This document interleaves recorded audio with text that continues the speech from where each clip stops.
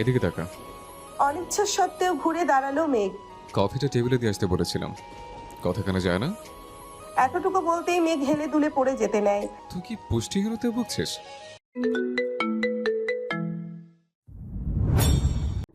7 বছর পর বাড়ি ফিরছে খান বংশের বড় ছেলে সাজ্জাদুল খান আবির। বাড়ি ফিরছে বললে ভুল হবে, বিদেশ থেকে দেশে ফিরছে আবির। এই 7 বছরে খান বাড়িতে ঘটে গেছে অনেক ঘটনা, যার সাথে সশরীরে যুক্ত নেই আবির, তবে আত্মিকভাবে প্রতিটি ঘটনায় জড়িয়ে আছে সে। আবিরের বাবা চাচা তিনজন। আবিরের বাবা সবার বড়, নাম আলী আহমেদ খান। তানফিরের বাবা মেজো, নাম মোজাম্মেল খান। ছোট চাচুর নাম ইকবাল খান। আবির তার বাবা মায়ের একমাত্র ছেলে। মেজো চাচা মানে মোজাম্মেল খানের এক ছেলে এক মেয়ে। ছেলের নাম তানভীর খান, মেয়ের নাম মাহুদিবা খান মেঘ। ছোট চাচার এক মেয়ে এক ছেলে, মিম আর আদি। এখনো তারা এলাকার যৌথ পরিবারগুলোর মধ্যে শ্রেষ্ঠ। বাড়ির সকলের প্রাণ যেন এক সুতোয় বাঁধা। 5 ভাই বোনের মধ্যে আবির সকলের চোখের মণি। আবিরের জন্মের পর তার বাবা মা দ্বিতীয় সন্তান নেওয়ায় চিন্তাই করেননি। এইচএসএসসি পর্যন্ত সে বাড়িতেই ছিল, সবার নয়নের মণি। আবিরের চাঞ্চল্যে মেতে থাকতো খান বাড়ি। আচমকা যেন পরিবেশটা পাল্টে গিয়েছিল। 18 বছর বয়সে আবিরের হঠাৎ করে স্কলারশিপে বিদেশে পড়তে যাওয়া। বাড়ির সকলের সাথে শারীরিকভাবে যেমন দূরত্ব বেড়েছিল, তেমনি দূরত্ব বেড়েছে মানসিকতার। 7 বছর পূর্বের আবিরের সাথে বর্তমান আবিরের আকাশ পাতাল পার্থক্য। দেখেও যেন চেনার উপায় নেই। 6 ফুট লম্বা ছেলেটা, গায়ের রং শ্যামলা, গাল ভর্তি ছাপ দাড়ি, চুলের স্টাইল কোনো নায়কের থেকে কম না। তার ফ্যাশন আর লুকে যে কোনো মেয়ে এক দেখাতেই প্রেমে পড়তে বাধ্য। প্লেনে বসে আবির অবলীলায় ভেবে যাচ্ছে অতীতে ফেলে আসা স্মৃতিগুলো। সেই চাঞ্চল্যকর মুহূর্তগুলো এখন শুধুই স্মৃতির পাতায়। মাকে রেখে এসেছিল সেই যৌবনের প্রথম দিকে, যখন তার বয়স ছিল 18। সেই সময়ে মাই ছিল তার একমাত্র বন্ধু। আজ সে 24 বছরের যুবক। এতগুলো বছরের একটা দিনও বাদ যায়নি যে মায়ের সাথে ফোনে কথা বলেনি সে। বাড়ির সকলের সাথেই মোটামুটি কথা বলার চেষ্টা করেছে। ছোটবেলার স্মৃতিগুলো ভাবতে ভাবতে নিজের দেশে পৌঁছে গিয়েছে আবির। এয়ারপোর্টে আবিরের বাবা আলী আহমেদ খান আর তানভীর দাঁড়িয়ে আছে। তানভীর সম্পর্কে তার চাচাতো ভাই আর বয়সে 2 বছরের ছোট, কিন্তু দুজন দুজনের বেস্ট ফ্রেন্ড আর কলিজার বন্ধু। তানভীর আবিরকে দেখেই দৌড়ে এসে জড়িয়ে ধরলো। এই 7 বছরে একবারের জন্যেও বাড়ি ফেরেনি আবির, তবে প্রতিনিয়ত কথা হয় আবির তানভীরের। আবির আর তার আব্বুকে সালাম করে জড়িয়ে ধরে। তারপর বাড়ি ফিরে তিনজন। বাড়িতে যেন হই হই রই রই ব্যাপার। হবে নাই বা কেন, বাড়ির বড় ছেলে এত বছর পর বাড়ি ফিরছে। রান্নাঘরে বাহারি রকমের রান্নার ধুম পড়েছে মা চাচিদের। হঠাৎ দরজায় আবিরকে দেখে সবার মধ্যে হইচই শুরু হয়ে গেছে। আবিরের আম্মু দৌড়ে এসে জড়িয়ে ধরলেন ছেলেকে। আবেগ আপ্লুত হয়ে মাকে জড়িয়ে ধরল আবির। মমতাময়ী মাকে সেই 7 বছর আগে ছুঁয়েছিল, আজ এত বছর পর মায়ের ছোঁয়া পেল আবির। মা চাচিদের সালাম করলো। সোফায় বসিয়ে ছেলেকে একের পর এক শরবত নাস্তা দিতে ব্যস্ত সবাই। এরই মধ্যে উদয় হলো মিম আর আদির। মিমের বয়স 14 বছর, তার ছোট ভাই আদির বয়স মাত্র 10 বছর। আদি এই বাড়ির সবচেয়ে ছোট। আবির যখন দেশ ছেড়েছিল তখন আদি 3 বছর হয়েছে মাত্র। ভিডিও কলে দেখতে দেখতে ভাইকে সে একটু একটু চিনে। দৌড়ে এসে জড়িয়ে ধরেছে ভাইকে। আবিরও জড়িয়ে ধরেছে আদিকে। মিমও আবিরের পাশে বসেছে। খোশ গল্প করছে সবাই মিলে। ভাইয়া, আমার জন্য কি এনেছো? আবির যেই না উঠতে যাবে মা চাচিরা উঠতে দিচ্ছে না। আগে শরবত খাবি তারপর উঠবি। আবির তানভীরের দিকে তাকিয়ে বলল। ওই লাগেজটা নিয়ে আয় তো। তানভীর একটা লাগেজ টান দিতে যাবে, আবির আচমকা বসা থেকে দাঁড়িয়ে। ওইটাতে ছবি না। তানভীর সহ বাড়ির সকলেই যেন অবাক হয়ে গেল। আবির আবার ঠান্ডা মাথায় বলল। পাশের লাগেজটা নিয়ে আয়। তানভীরও তার কথা মতো লাগেজ নিয়ে আসলো। লাগেজ খুলে যে যার মতো জিনিস বের করছে আর জিজ্ঞেস করছে এটা কার ওইটা কার। আবির শরবত খেতে খেতে উত্তর করছে। আদির জন্য বিদেশি দামি দামি খেলনা, মিমের জন্য ড্রেস, কসমেটিক্স, বক্স, মা কাকিদের জন্য অনেক গিফট, তানভীরের জন্য মোবাইল, একটা ল্যাপটপ, অন্যান্য গিফট, আলাদা আরেকটা ল্যাপটপ আছে। ভাইয়া, এই ল্যাপটপটা কি তোমার? না, এটা মেঘের। মেঘের ল্যাপটপ কি দরকার বাবা? ওর তো এইচএসসি পরীক্ষা শেষ, সামনে অ্যাডমিশন টেস্ট আছে, অনেক কিছু জানার বা পড়ার দরকার আছে। মোবাইল থেকে পড়ার থেকে ল্যাপটপে সুবিধা হবে, তাই নিয়ে আসলাম। আমার জন্য নিয়ে আসতে একটা। তোর 18 বছর বয়স হলে তোকেও কিনে দেব, চিন্তা করিস না। ধন্যবাদ ভাইয়া। বাড়ির হইচই শুনে ঘর থেকে বের হলেন ছোট চাচা ইকবাল খান। আবির চাচ্চুকে দেখেই সালাম করতে চায়। চাচ্চু বাধা দিয়ে জড়িয়ে ধরেন ভাতিজাকে। ইকবাল খান বাড়ির সকলের দিকে এক পলক তাকিয়ে নরম স্বরে বললেন, এতদিনে এই বাড়িটা পরিপূর্ণ হলো। ইকবাল খানের জন্য আনা উপহার আবির নিজের হাতেই চাচ্চুকে দিল। বাকিদের জিনিসগুলোও একটা একটা করে দিল আবির। মেজো চাচ্চু মানে মোজাম্মেল খান বাসায় নেই, তাই ওনার জন্য আনা গিফট যত্ন করে রেখে দিল আবির। লাগেজে পড়ে আছে একটা বক্স, যেটা র্যাপিং পেপারে মোড়ানো, আর একটা শপিং ব্যাগ। ভাইয়া ওইটা কার? এগুলো মেঘকে দিয়ে দিও, আমি রুমে যাচ্ছি। মেঘ কোথায়? ও তো কোচিংয়ে গেছে, এতক্ষণে তো চলে আসার কথা। আবির বাকি দুটো লাগেজ নিয়ে উঠতে চাচ্ছিল, হঠাৎ পেছন ফিরে মায়ের দিকে তাকিয়ে প্রশ্ন করলো। আমি কোন রুমে থাকবো? ছেলের এমন প্রশ্নের জন্য মা মালিহা খান হতভম্ব হয়ে পড়লেন। তৎক্ষণাৎ স্বাভাবিক হয়ে উত্তর করলেন, তোর রুম তোরই আছে, আজ সকালে পরিষ্কার করা হয়েছে। আবির কোনো কথা না বলে দুই লাগেজ নিয়ে উঠতে গেলে তানভীর এগিয়ে আসে। আমায় দাও, আমি নিয়ে যাচ্ছি। আবির একটা লাগেজ তানভীরের দিকে এগিয়ে দেয়, নিজে আরেকটা লাগেজ সযত্নে নিয়ে সিঁড়ি দিয়ে উঠতে থাকে। ততক্ষণে দরজায় এসে উপস্থিত হয় এই বাড়ির বড় মেয়ে মাহুদিবা খান মেঘ। আপু আপু, আবির ভাইয়া এসেছে। মেঘ সিঁড়ির দিকে তাকায়। লম্বা স্বাস্থ্যবান সুপুরুষদেহী একজন হাতে লাগেজ নিয়ে সিঁড়ি দিয়ে উঠছে, শুধু পিছনটা দেখা যাচ্ছে। মেঘ ভিতরে ঢুকে সবার হাতে গিফট দেখে এদিক সেদিক তাকায়। ততক্ষণে আবির নিজের রুমে চলে গিয়েছে। মেঘের মা হালিমা খান মেয়ের দিকে এগিয়ে এসে বলেন, তোর জন্য গিফট এনেছে। কি গিফট? হালিমা খান চোখে ইশারা দিলেন। সোফায় রাখা ল্যাপটপের দিকে চোখ পড়ে মেঘের, ছুটে যায় ল্যাপটপের কাছে, জিজ্ঞেস করে, এটা কি আমার? হ্যাঁ আপু, এটা তোমার। বক্সটা আর শপিং ব্যাগটাও তোমার। ল্যাপটপটা ঘুরিয়ে ফিরিয়ে দেখছে মেঘ, যেন আকাশ কুসুম কিছু পেয়ে গেছে। তারপর শপিং ব্যাগটা একটু খুলে দেখলো দুটো ড্রেস মনে হচ্ছে। সে ল্যাপটপ আর বক্সগুলো নিয়ে রুমের দিকে চলে যাচ্ছে। এত বছর পর নিজের রুমটা আশ্চর্যজনিত নয়নে দেখছে আবির। সেই পরিচিত ঘ্রাণ যেখানে সে নিজের জীবনের 12টা বছর কাটিয়েছিল, যেই রুমটা ছিল তার একান্ত ব্যক্তিগত, আজও তাই আছে। একটা জিনিসও এদিক সেদিক হতে দেননি আবিরের মা মালিহা খান। এমনকি রুমে বছরের পর বছর তালা দিয়ে রেখেছেন তিনি। যখনই ছেলের কথা মনে হতো ছেলের রুমে এসে নীরবে কেঁদে যেতেন, যেন কেউ বুঝতে না পারে। আবির রুমে ঢুকে লাগেজ খুলে নিজের পরনের টি শার্ট হাতে শাওয়ার নিতে চলে যায়। শাওয়ার শেষে বের হলেন একটা কফি কালারের টি শার্ট আর একটা ট্রাউজার পরে, হাতে টাওয়াল নিয়ে মাথার চুল মুছতে মুছতে। খাটে বসে আছে তানভীর, লাগেজ নিয়ে এসে রুমেই বসে আছে সে। তানভীরকে দেখে আবির জিজ্ঞেস করছে, কি হলো, কিছু বলবি? আচ্ছা ভাই, ওই লাগেজটা ধরতে দিলে না কেন? কি আছে ওইটাতে? আবিরের চক্ষুদ্বয়ে উদ্বেগ স্পষ্ট। চোয়াল শক্ত করে উত্তর দিল, ওইটাতে আমার পার্সোনাল কিছু জিনিস আছে। সেই পার্সোনাল জিনিসগুলো দেখতে চাচ্ছে আমার অবুঝ মন। কি করব বলো? কাউকে দেখানোর জিনিস আশা করি পার্সোনাল হবে না। তানভীর ভাইয়ের আপত্তির স্বর বুঝতে পেরে এই বিষয়ে আর কিছু বলেনি, শুধু জিজ্ঞেস করে, বিকালে বের হবে? আবির উপর নিচ মাথা নেড়ে হ্যাঁ সূচক সম্মতি জানায়। তানভীর কথা না বাড়িয়ে চুপচাপ বিদায় নেয় রুম থেকে। আবির খাটের এক কোণায় বসে মোবাইল হাতে নিয়ে গুরুত্বপূর্ণ কিছু চেক করতে ব্যস্ত হয়ে পড়ে। মেঘ নিজের রুমে ঢুকে শপিং ব্যাগ খুলে 3টে ড্রেস বের করলো। 3টে জামাই অসাধারণ সুন্দর, 2টো গাউন ড্রেস আর একটা গর্জিয়াস কাজের 3 পিস।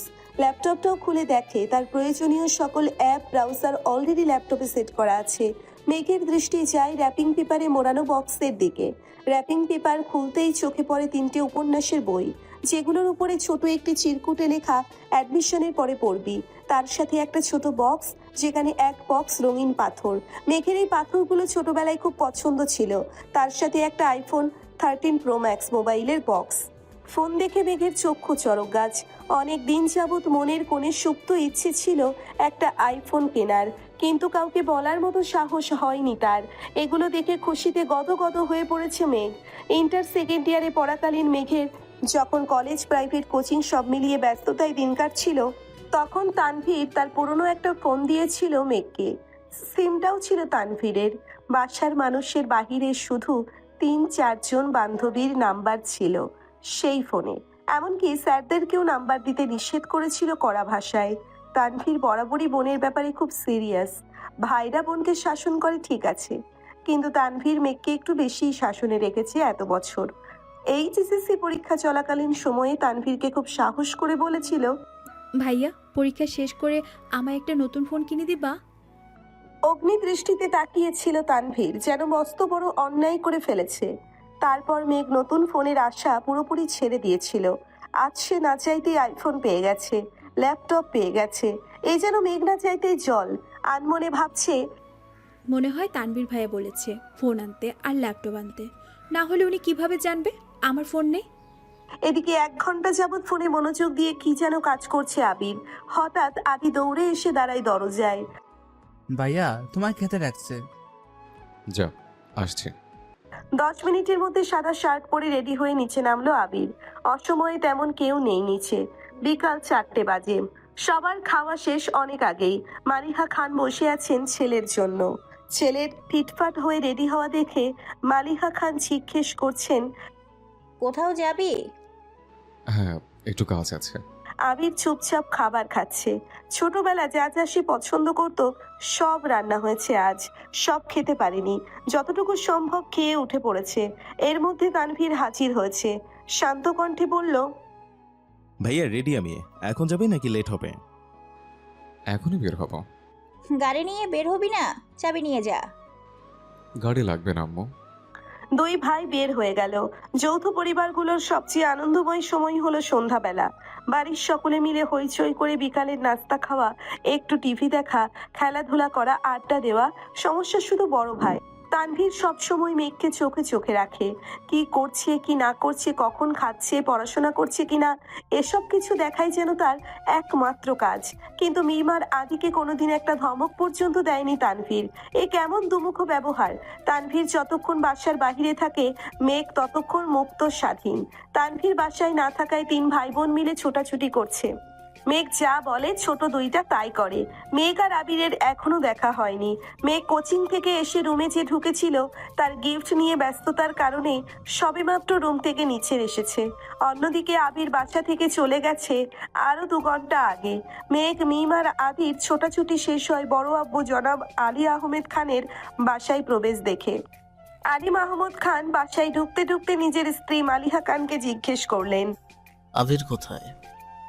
ও তো তানভীরকে নিয়ে বের হলো, বললো কি কাজ আছে। আলী আহমেদ খান সোফায় বসতে বসতে মেঘের দিকে তাকিয়ে প্রশ্ন করলেন, পড়াশোনার কি অবস্থা আম্মু? আলহামদুলিল্লাহ ভালো বরাব্বু। তবে তবে কি? আমার ফিজিক্স আর ম্যাথে একটু সমস্যা, কোচিংয়ের সাথে কুলাতে পারছি না। প্রাইভেটগুলোতে তো অনেকটা এগিয়ে আছে। ঠিক আছে, তোমার জন্য প্রাইভেট টিউটর নিয়ে আসবো। কাল বা পরশুর মধ্যে ম্যানেজ করতেছি, তুমি চিন্তা করো না। মন দিয়ে পড়াশোনা করো আম্মু। তোমার ভাই তানবীর তো আমার কোনো কথা শোনে না, আর না শুনে তোমার আব্বুর কথা। কোথা থেকে মাথায় ভূত চেপেছে রাজনীতি করবে। পড়াশোনায় গুরুত্ব না দিয়ে রাজনীতিতে গুরুত্ব দিচ্ছে। তুমি পড়াশোনা করো ভালো করে, মেডিকেলে অথবা ঢাকা বিশ্ববিদ্যালয়ে যেন চান্সটা হয়ে যায়। জি বরাব্বু, চেষ্টা করব। খেয়েছো কিছু তোমরা? হ্যাঁ বড় আব্বু, খেয়েছি আমরা। ঠিক আছে, এখন রুমে গিয়ে পড়তে বসো। 3 ভাই বোন কোনো কথা না বলে 3 দিকে যার যার রুমে চলে যাচ্ছে। রাত 9টায় বাড়িতে ঢুকে আবির আর তানভীর। খাবার টেবিলে খেতে বসেছেন 3 ভাই আর আদি। মিম, মেঘ কেউ নেই। রান্নাঘরে 3 চা খাবার রেডি করছেন। বিকালে আবির সাদা শার্ট পরে বেরিয়েছিল। সাদা শার্টের 2-3 জায়গায় একটু একটু রক্ত লেগে আছে, আর আবিরের হাতে 3টে 1 টাইম ব্যান্ডেজ লাগানো। নজরে পড়ে ইকবাল খানের। কিরে আবির, তোর হাতে কি হয়েছে? শার্টেই বা দাগ কিসের? এই কথা শুনে ছুটে আসেন মালিহা খান। কি হয়েছে আবির? বুকের ভেতর ছ্যাদ করে উঠেছে। একমাত্র ছেলের শরীরে একটাও আঁচড় মা সহ্য করতে পারেন না। তেমন কিছু না, হাতে একটু লেগেছিল, ঠিক হয়ে যাবে, চিন্তা করো না। আর কথা না বাড়িয়ে সিঁড়ির কাছে চলে যায় আবির। আলী আহমেদ খান ছেলের দিকে তাকিয়ে প্রশ্ন করেন, খাবে না? না বউ, বিকেলে খেয়েছে, খেতে নেই। এই বলে রুমের দিকে চলে যায় আবির। আবিরের কণ্ঠ শুনে মেঘ রুম থেকে বের হয় তাড়াতাড়ি। এতগুলো গিফট দিলে অবশ্যই ধন্যবাদ জানানো উচিত। 7 বছরে ভাইয়ের মুখটাও দেখেনি সে। কিন্তু মেঘ রুম থেকে বের হতে হতে আবির রুমে ঢুকে পড়েছে। মেঘের চোখ মুখে নীরবতা। নিচে গিয়ে সবার সাথে খেতে বসে। তানভীরও খেতে বসেছে হাত মুখ ধুয়ে। তুই তো ছিলি আবিরের সাথে, কি হয়েছে বল? চাচু, আমি তো ভাইয়ের সাথে বের হয়েছিলাম, কিন্তু পরে আমি পার্টি অফিসে চলে গিয়েছিলাম, তাই সঠিক জানি না।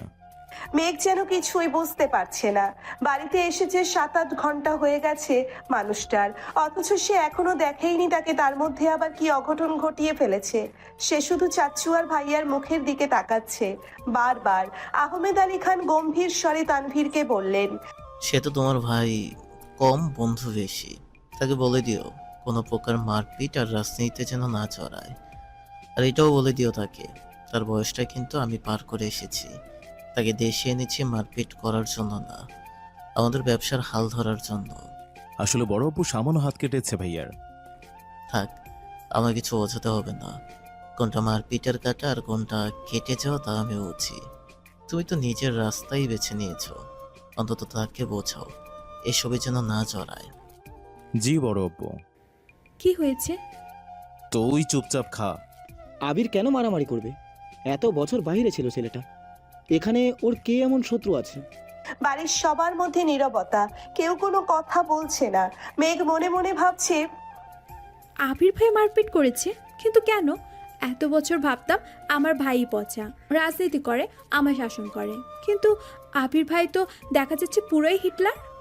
কোনো এক আশঙ্কায় আবিরের মাথায় চিনচিন ব্যথা অনুভব হয়। ভীতিতে রুদ্ধ হয় তার শ্বাস। বারান্দায় দাঁড়িয়ে আনমনে কি যেন ভেবে যাচ্ছে আবির। দূরে ওই চাঁদটার দিকে তাকিয়ে আছে চক্ষু যুগল, এক মুহূর্তের জন্যেও সরছে না, পল্লবও পড়ছে না একটিবার। তার দুর্বোধ্য দৃষ্টি। হঠাৎ কারো অস্তিত্ব বুঝতে পেরে সাবলীল ভঙ্গিতে নড়ে চড়ে দাঁড়ায়, দৃষ্টি সরিয়ে নেয় চাঁদ থেকে, ঘাড় ঘুরিয়ে দেখে নেয় মানুষটাকে। তারপর ধীর স্থির কণ্ঠে জানতে চায়, কিছু হয়েছে? বড় অপু বুঝতে পেরে গেছে তুমি মারপিট করো, তাই তোমাকে সাবধান করতে বলেছে যেন মারপিট আর রাজনীতি না জড়ো। আর কিছু? না, তেমন কিছু না, ব্যবসার হাল ধরতে বললো। আচ্ছা ঠিক আছে, আর কিছু বলবে? ভাইয়া মাথা ঠান্ডা করো তুমি, বাদ দাও প্লিজ। আমি তোমাকে শুধু জানিয়েছিলাম বিষয়টা। তুমি যে এভাবে দেশে চলে আসবে আর এভাবে ঝামেলা হবে, এটা আমি ভাবতে পারিনি। বুঝতে পারলে আমি আগে ব্যাপারটা সলভ করে ফেলতাম। তুই আমায় বাদ দিতে বলছিস? বাহ। আমি ওইভাবে কিছু বলিনি ভাইয়া, যা হবার তা হয়েছে। তুমি যা করেছো এরপর আশা করি আর কিছু হবে না, তাই বলছিলাম ওইসব চিন্তা বাদ দিয়ে একটু রেস্ট নাও, অনেক জার্নি করে এসেছ। আচ্ছা তুই এখন যা। এরপর থেকে আমার ব্যাপারে তোকে যেন কেউ কিছু না বলে, এটা সবাইকে বলে দিস। এত বছর বাইরে ছিলাম, এখন তো আমি বাড়িতে আছি।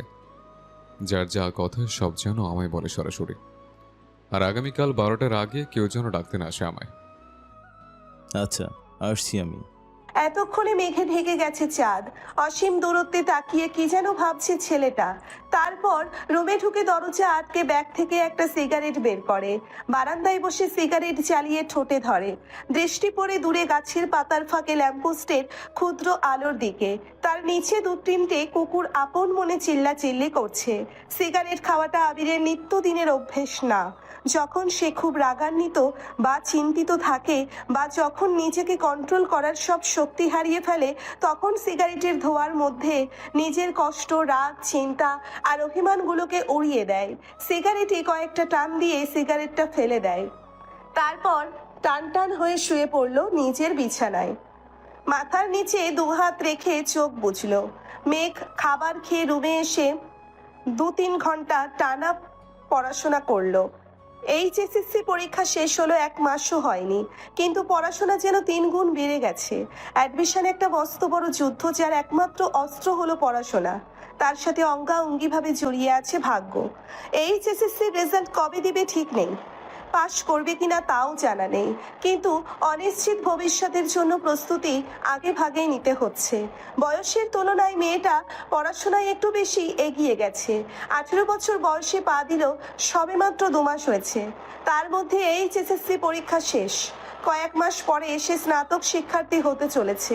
ভাবতেই কেমন যেন নিজেকে বড় বড় মনে হয় মেঘের। পড়াশোনা শেষ করে নিজের বিছানায় শুয়েছে, হাতে তার নতুন মোবাইল। কিন্তু করবে কি সে? না আছে ফেসবুক আর না আছে অন্য কোনো অ্যাকাউন্ট। ইউটিউবে ঢুকে কয়েকটা ভিডিও দেখে মোবাইলে রেখে দেয়। শুয়ে ভাবতে থাকে আবির ভাইয়াকে ধন্যবাদ জানানো দরকার, কিন্তু সে তো ভয়ে দাঁড়াতেই পারবে না আবিরের সামনে। পুরনো স্মৃতিগুলো ভাবতে থাকে। মেঘ সবেমাত্র পঞ্চম শ্রেণীতে উঠেছিল, বয়সের গণ্ডি 9 থেকে 10-এর মাঝামাঝি। তখন মেঘের একটা বন্ধু হয়েছিল, নাম জয়। ছেলেটা স্কুলে নতুন সেই বন্ধুত্ব করেছিল মেঘের সাথে। ছোটবেলা পিচ্চিদের বন্ধুত্ব যেমন ছিল, চকলেট শেয়ার করা, টিফিন শেয়ার করা, একসাথে খেলাধুলা করা, একটা সপ্তাহও হয়নি তাদের বন্ধুত্বের। 7 দিনের মাথায় আবির স্কুলে গিয়ে মেঘকে আর জয়কে একসাথে খেলতে দেখে।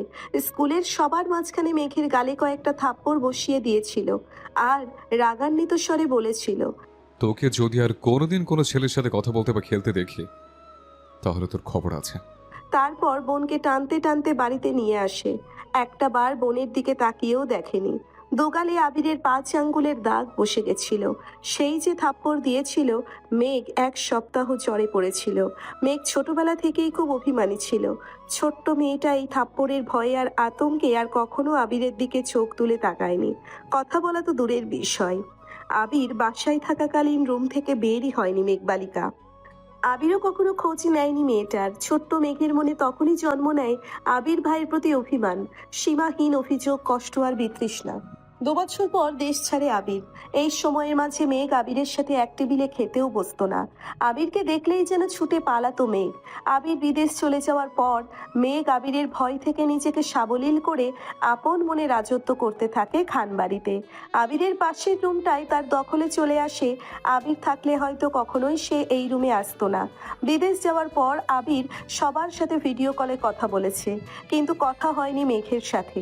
2-1 বার মেঘের কথা জিজ্ঞেস করেছিল ঠিকই, কিন্তু মেঘ আতঙ্কে কথা বলতে চায়নি। এরপর থেকে আবিরও কখনো মেঘের কথা জিজ্ঞেস করেনি। এত বছর পর ভাই বাড়ি এসেছেন, এখনো দেখা হয়নি তার সাথে।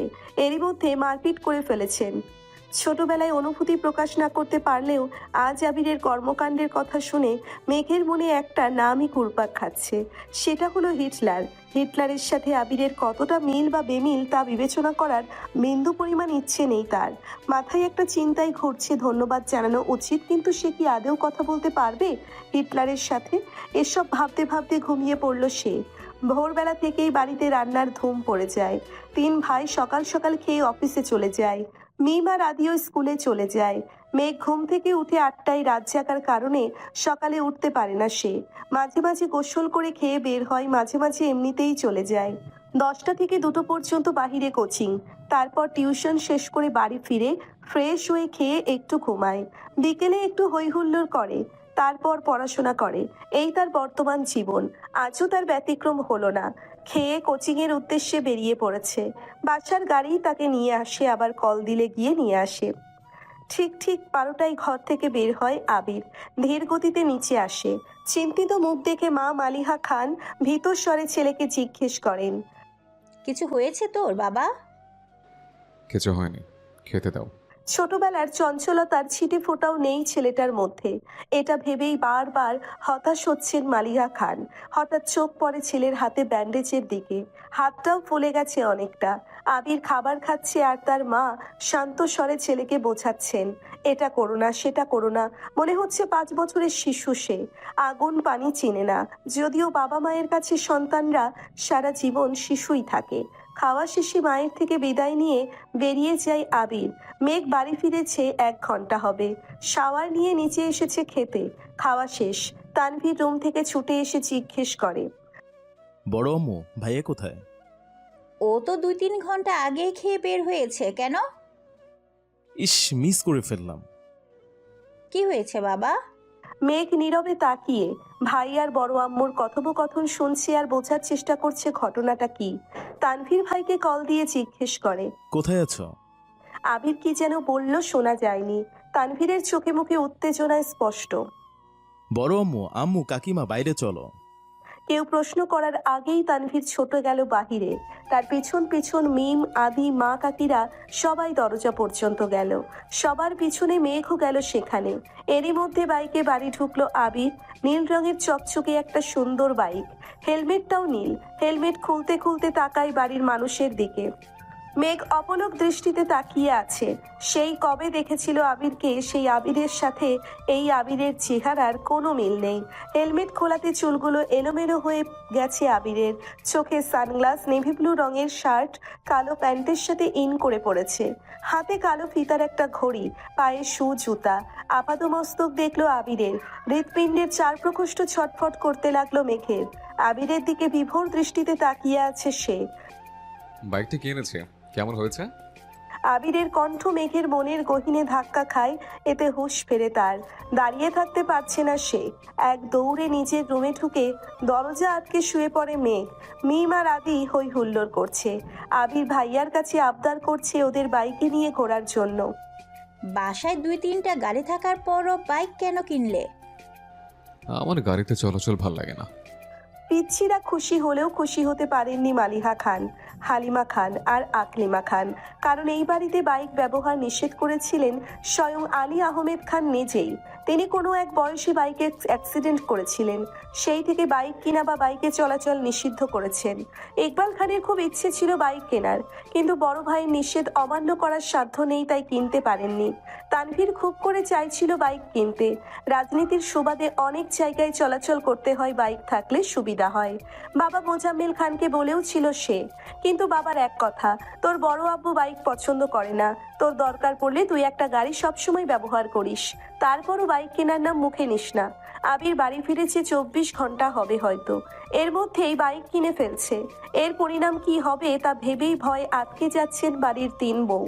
অষ্টাদশীর হৃদয় কাঁদছে, কেমন জানি অস্থির লাগছে সবকিছু। পরিচ্ছন্ন নয়নে তাকিয়ে আছে রুমের জানালার দিকে, দৃষ্টি তার অসীম দূরত্বে। কি জানি কি ভাবলো কতক্ষণ, হঠাৎ ঝলমলিয়ে উঠল মেঘ। সঙ্গে সঙ্গে চোয়াল শক্ত করে নিজেকে নিজে প্রশ্ন করলো, বাই এনি চান্স আমি কি হিটলারের উপর ক্রাশ খেয়েছি? হুম। শ্বাস ঝেড়ে নিজের মাথায় গাঁটটা মেরে মেঘ বলে, ছি মেঘ, ছি, কী সব ভাবছিস তুই? কেউ কি তার চাচাতো ভাইয়ের উপর ক্রাশ খায়? ভালো ভদ্র হলো মানা যেত, এমন গুরুগম্ভীর বদমেজাজি আর হিটলার স্বভাবের কেউ কি কারো ক্রাশ খায়? যে ছেলে 10 বছরের মেয়ের গায়ে হাত তুলতে পারে, সে আর যাই হোক আমার ক্রাশ হতে পারে না? এটা ভাবতেই মেঘের বুক ভেসে আসে কষ্টে। নিজেকে স্বাভাবিক করতে মোবাইল হাতে নিয়ে কল করে মেঘের সবচেয়ে কাছের বান্ধবী বন্যাকে। প্রথম কল দিতেই রিসিভ হয় কল। আসসালামু আলাইকুম, কেমন আছো বেবি? ওয়ালাইকুম আসসালাম, আলহামদুলিল্লাহ ভালো আছি, তুই কেমন আছিস? হঠাৎ আমায় স্মরণ করার কোনো স্পেশাল কারণ আছে? তোর তো আবার ভাঙা ফোন ঠুস ঠাস বন্ধ হয়ে যাবে। তুই আজ কোচিংয়ে আসিসনি কেন? কি যে একটা জিনিস মিস করেছিস? কি মিস করেছি বলে ফেলো বান্ধবী। এখন বললে কি আর সেই ফিলটা পাবি নাকি? হাজো। আরে বেবি বলো তুমি, কাল শুক্রবার কোচিং বন্ধ, আবার দেখা হবে রবিবারে, তো অতদিন সহ্য হবে না, বলে ফেল প্লিজ। আমার হাতে এখন আইফোন 13 প্রো ম্যাক্স। মেঘের কথা বন্যা এক বিন্দুও বিশ্বাস করেনি, হেসে উড়িয়ে দিয়ে বলছে, একটু পর 14 প্রো ম্যাক্স কিনতে যাচ্ছিস? যাকে তার ভাই একটা আধা ভাঙা ফোন দিয়েছে ব্যবহারের জন্য, দিনে 100 বার বন্ধ হয়ে যায়, তার হাতে নাকি আইফোন? এই তুই কি ঘুম থেকে স্বপ্ন দেখে উঠলি নাকি? মেঘের উৎফুল্ল মেজাজ আচমকায় বিগড়ে গেল। অভিমানী স্বরে বলল, কাল আবির ভাই আসছে বিদেশ থেকে, উনি নিয়ে আসছে আমার জন্য। তাই বল, না হয় তোর যে ভাই সে তোকে এই জীবনে ফোন কিনে দিতই না, তোর বাবা দিতে চাইলেও সে আছাড় মেরে ভেঙে ফেলতো। ওয়েট ওয়েট, এই আবির ভাইটা কে রে, যে তোকে ছোটবেলায় মেরেছিল সে? হ্যাঁ, আমার চাচাতো ভাই। তা তোর প্রতি এত মায়া হলো কিভাবে ওনার? জানি না, শোন তোকে কি বলি। হ্যাঁ বল। আসলে আজকে বিকেলে আবির ভাইয়াকে দেখে ছোটখাটো একটা শখ খেয়েছি।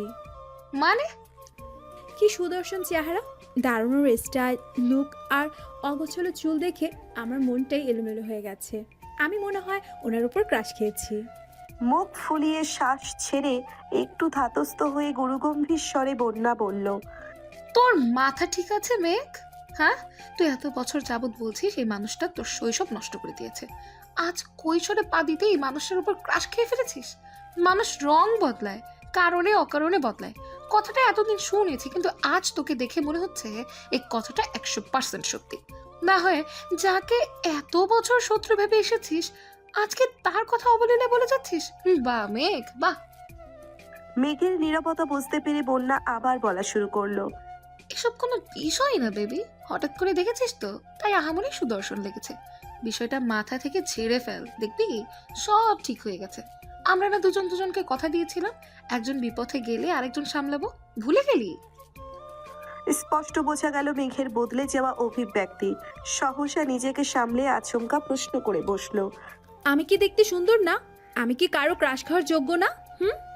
মেঘের আকস্মিক প্রশ্নে বন্যা কিছুটা হতভম্ব হলো। এরপর কয়েক মিনিট শুধু হেসেই গেল। স্বাভাবিক স্বরে বলল, অবশ্যই তুই সুন্দর, ক্রাশ খাওয়ারও যোগ্য। কিন্তু তুই ছেলেদের ক্রাশ হতে পারবি কিনা সন্দেহ আছে। হতে পারিস রাস্তাঘাটের, গাছগাছালির, রংচটা দেয়ালের গরু ছাগলদেরও হতে পারিস। রাগে ফুঁসতে ফুঁসতে কল কেটে দিয়েছে মেঘ আর ভাবছে আজকাল সান্ত্বনা দিতে চাইলো মানুষ মজা নেয়। যদিও বন্যার হাসির কারণটা খুবই স্বাভাবিক। মেঘকে বরাবরই চোখে চোখে রেখেছে তানভীর সহ বাড়ির সকলে। 6 থেকে 10 ক্লাস পর্যন্ত পড়েছে গার্লস স্কুলে, তারপর গার্লস কলেজ। আহারে জীবন থুথু মরুভূমির মতো, কোথাও কেউ নেই। স্কুল কলেজের সামনেই বসার গাড়ি থাকতো, বাসা টু স্কুল, স্কুল টু বাসা। কোনো ছেলে না দেখলে ক্রাশ কিভাবে খাবে? বোধশক্তি হওয়ার পর মেঘ মনে হয় 2-3টে বিয়ে খেয়েছে কাজিনদের, যাকে বলে নামের বিয়ে খাওয়া। তানভীরের ভয়ে বিয়ে বাড়ির এক কোণে বসে থাকতো মেঘ। ভাইয়ের কড়া শাসন ছিল, ঘর থেকে বের হতে পারবি না, বরযাত্রী আসলে তো আরই না। ঘরের ভেতরেই তার জন্যে খাবার পাঠানো হতো। তানভীর নিজেই বোনকে খাওয়াতো ইচ্ছে মতো। তারপর বিয়ে শেষ হলে মা বোনকে নিয়ে চলে আসতো। গায়ে হলুদে নাচা, গান গাওয়া, এমনকি মেহেদিও দিতে পারেনি কখনো। এই কষ্টে এখন আর মেঘ কারো বিয়েতেই যায় না। এতে তানভীর মনে হয় হাঁপ ছেড়ে বেঁচেছে। মেঘের এই সাদা কালো জীবনের কথা শুনলে বন্যা কেন পৃথিবীর সব মানুষই হাসবে। জীবনটা তার তেজপাতা হয়ে গেছে। মাঝে মাঝে ভাবে এই বাড়িতে জন্মানোটা কি খুব দরকার ছিল। কয়েকবার বন্যা কল ব্যাক করেছে। নিজের জীবনের হতাশার জন্য মেঘ আর কল রিসিভই করেনি। বান্ধবীকে রাগ দেখিয়ে কি হবে? জীবন যেখানে যেমন তা মানাতেই হবে। মেঘের বেস্ট ফ্রেন্ড হওয়ার খেসারত দিতে হচ্ছে বন্যাকেও। মেঘের সাথে সাথে বন্যাকেও চোখে চোখে রাখে তানভীর। কথাই আছে, সঙ্গ দোষে লোহা ভাসে। সঙ্গ খারাপ হলে মেঘও খারাপ হবে। তাই সব সময় বন্যার পিছনে লোক লাগিয়ে রাখে। শুধু বন্যাই না, আরো 2জন বান্ধবী আছে মেঘের, একজন পাখি আর একজন মায়া। ওদের কেউ নজরে রাখে তানভীর। বোনকে সব দিক থেকে প্রোটেক্ট করাই যেন তার প্রথম এবং প্রধান কাজ। আবির বিকাল থেকে ঘুমাচ্ছে। সন্ধ্যা 7টায় ঘুম ভাঙে আদির ডাকে। নিচে আবিরের আব্বু আর মেঘের আব্বু বসে আছেন। আবিরের বাইক কেনার কথা শুনেই তাড়াতাড়ি চলে এসেছেন অফিস থেকে। আবির ঘুম থেকে উঠে চোখে মুখে পানি দিয়ে টাওয়াল দিয়ে কোনো রকমে মুখটা মুছে তৎক্ষণাৎ রুম থেকে বের হয়। সে তার বাবাকে খুব ভালো করে চিনে। ডাকার সঙ্গে সঙ্গে উপস্থিত না হলে বাড়িতে তাণ্ডব শুরু করে দিবেন। আবিরের চোখে মুখে ঘুমের প্রভাব স্পষ্ট। ব্যস্ত পায়ে হাঁটছে সে। আচমকা এলোমেলো পায়ে ছুটে রুম থেকে বের হয় বেগ, চুলগুলো অগোছালো। আকস্মিক ধাক্কা এড়াতে চটজলদি নিজেকে নিয়ন্ত্রণ করে অগ্নি দৃষ্টিতে তাকাই আবির। তৎক্ষণাৎ মোটা ভ্রুযুগল শিথিল হয়ে যায়। অমত্ত চেয়ে রইল সে। এক মুহূর্তের জন্য মস্তিষ্ক থমকে গেছে আবিরের। দৃষ্টি তার প্রখর। আচমকা হাঁটা থামাতে শ্বাস ভারী হয় আবিরের। কালো জামা পরিহিতা এক ললনার দিকে দৃষ্টি পড়ে। আপাতমস্তক দেখলো একবার। কালো জামাতে যাকে অপ্সরার ন্যায় লাগছে। এলোমেলো চুলগুলো তার কোমর ছাড়িয়েছে। চুলের দেখে মনে হয় জীবনানন্দ দাশের বনলতাকে উদ্দেশ্য করে লেখা। চুল তার কবেকার অন্ধকার বিদিশার নিশা। দ্রুত গতি থামাতে গিয়ে মেঘের ছোট দেহ কম্পিত হয়। দৃষ্টি পড়ে 6 ফুট লম্বা মানুষটার বুকে। মেঘ মুখ তুলে তাকায় সেই মানুষটার চেহারার পানে। আবিরের চোখের দিকে বিস্ময়াভিত নয়নে তাকিয়ে আছে মেঘ। আবিরের চোখে মুখে ছিটানো পানির ঝাপটায় এলোমেলো চুলগুলো থেকে চুইয়ে চুইয়ে পানি পড়ছে, যা তার পরনের সাদা টি শার্ট অল্প স্বল্প ভিজিয়ে দিচ্ছে। সেদিকে খেয়াল নেই আবিরের। আবির কয়েক সেকেন্ড স্তব্ধ থেকে হঠাৎ চোখ সরিয়ে পুনরায় রুদ্রমূর্তি ধারণ করে সব এগে হাঁটা দেয় সিঁড়ির দিকে। পেছন থেকে অষ্টাদশীর কোমল কণ্ঠে ডাক শুনে থমকে দাঁড়ায় আবির। তবে পিছনে তাকানোর প্রয়োজন মনে করেনি সে। থ্যাংক ইউ আবির ভাই। আবির শুনল কিনা কে জানে। এক মুহূর্ত দাঁড়িয়ে যথারীতি ব্যস্ত ভঙ্গিতে নিচে নেমে যায়। মেঘ ঠাই দাঁড়িয়ে আছে দরজার সামনে। থরথর করে কাঁপছে মেঘের হাত পা। মেঘের মনে হচ্ছে ভো ভো করে ঘুরছে সমগ্র পৃথিবী। কেন জানি দাঁড়িয়ে থাকার শক্তি পাচ্ছে না মেয়েটা। নিজেকে নিয়ন্ত্রণ করতে তাড়াতাড়ি দেওয়ালে ঠেস দিয়ে দাঁড়িয়েছে। এতগুলো বছর পর আবিরের চোখে চোখ রাখলো মেঘ। ভেতরটা ভয়ে আটকে উঠছে বারবার। অন্তরাত্মা শুকিয়ে যাচ্ছে মেঘের। সোফায় বসে আছে দুই ভাই। বাড়ির মহিলা রান্নাঘরের কাজে ব্যস্ত থাকলেও নজর তাদের এদিকে। কি হবে কে জানে। আলী আহমেদ খান নিজের গাম্ভীর্যতা বজায় রেখে এক প্রকার হুঙ্কার দিয়ে প্রশ্ন করলেন। তুমি নাকি বাইক কিনেছো? এই কথাই হুঁশ ফিরে অষ্টাদশীর। কিছুটা স্বাভাবিক হয়ে দুপার সামনে এগিয়ে বারান্দার সাইডে দাঁড়িয়ে নিচে তাকায় মেঘ। নিচে সোফায় বসা আব্বু আর বড় আব্বু। তাদের থেকে কিছুটা দূরে দুহাত ভাঁজ করে শটান হয়ে দাঁড়িয়ে আছে আবির। জি, কিন্তু কেন? আমার বাইক কেনার ইচ্ছে ছিল তাই কিনেছি। কিন্তু তুমি জানো না এই বাড়িতে বাইক কেনা বা চালানো নিষেধ? হ্যাঁ জানি। 20-30 বছর আগে কি ঘটে গেছে তা নিয়ে আতঙ্কে থাকার কোনো মানে হয় না। যদি কপালে খারাপ কিছু লেখা থাকে তাহলে সেটা 7 সমুদ্র 13 নদী পার দিয়ে হলেও আসবেই। সেটা আমি ঘরে বসে থাকলেও হবে আর গাড়িতে চলাচল করলেও হবে। তোমরা দুই ভাই কি নিজেদের মর্জি মতো চলবে? বাইক কেনা যদি নিজের ইচ্ছে মতো চলা হয় তাহলে আমি দুঃখিত আব্বু। এই ব্যাপারে আমি নিজের মনের কথাই শুনবো। আমাদের নিজস্ব 3টা গাড়ি আছে। এত গাড়ি কেন কিনলাম? তোমাদের জন্যই তো। গাড়িতে চলাচল আপনাদের ইচ্ছে তাই আপনার গাড়ি কিনেছেন।